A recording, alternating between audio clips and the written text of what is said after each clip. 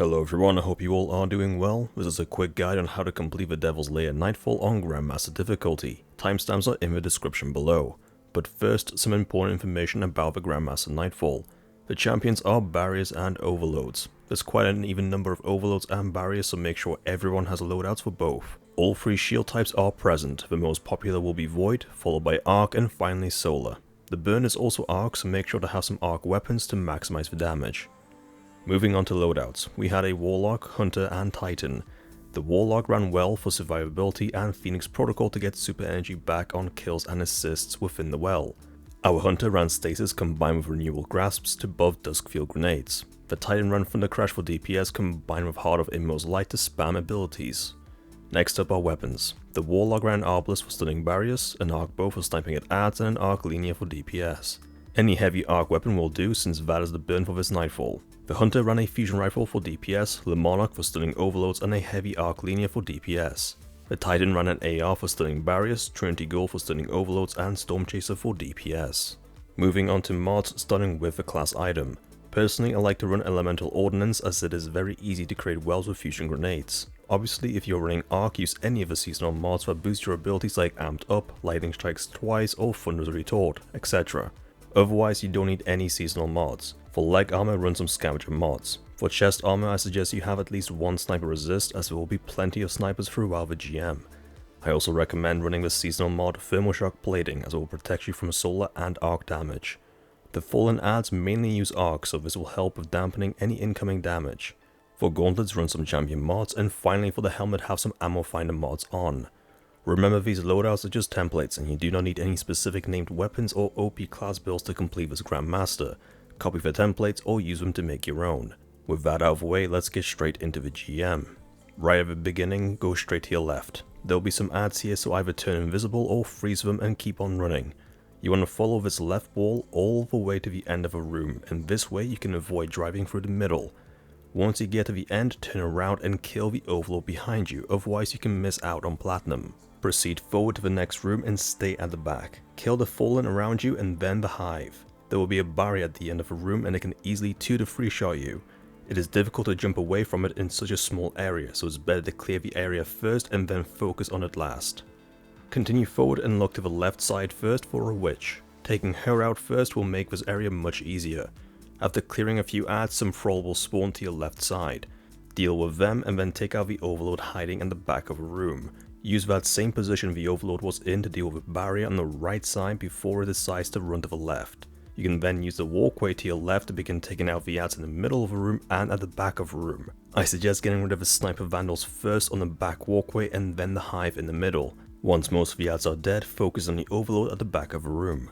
From here you have two options. You can either use the train to your right for cover or use the platform at the back of a room.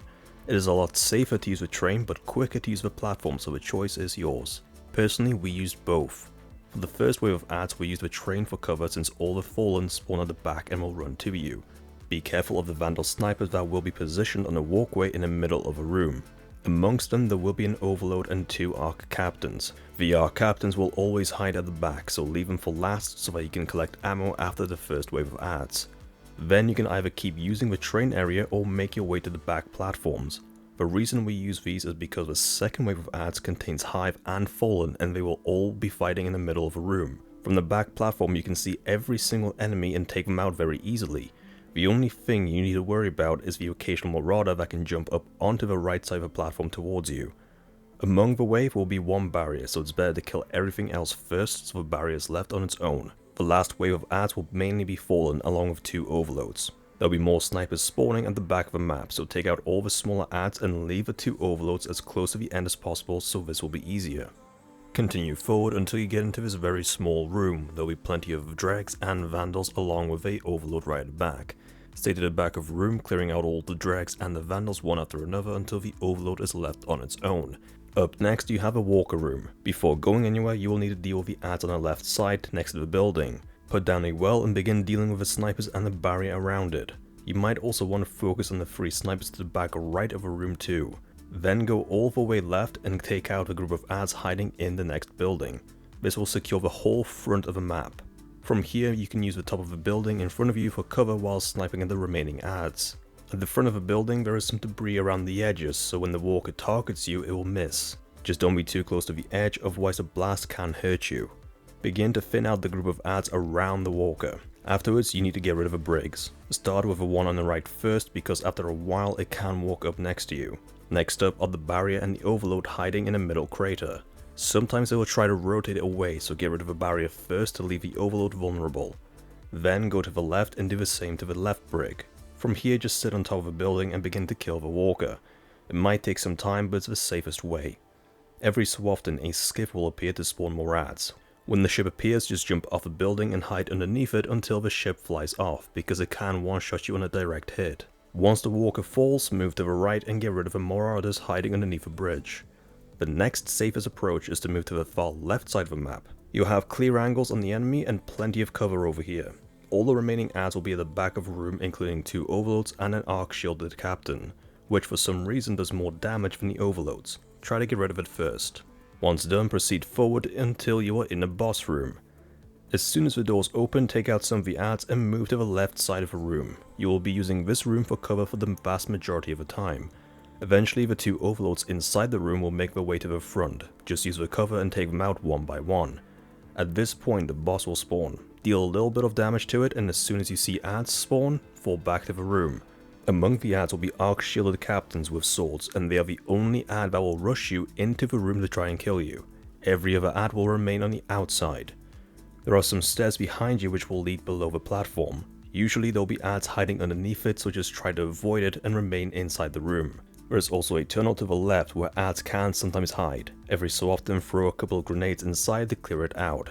Once the ads are cleared, damage the boss again. When the boss loses a full health bar, he will spawn in void shielded servitors to protect him. Begin taking them out, but leave one alive.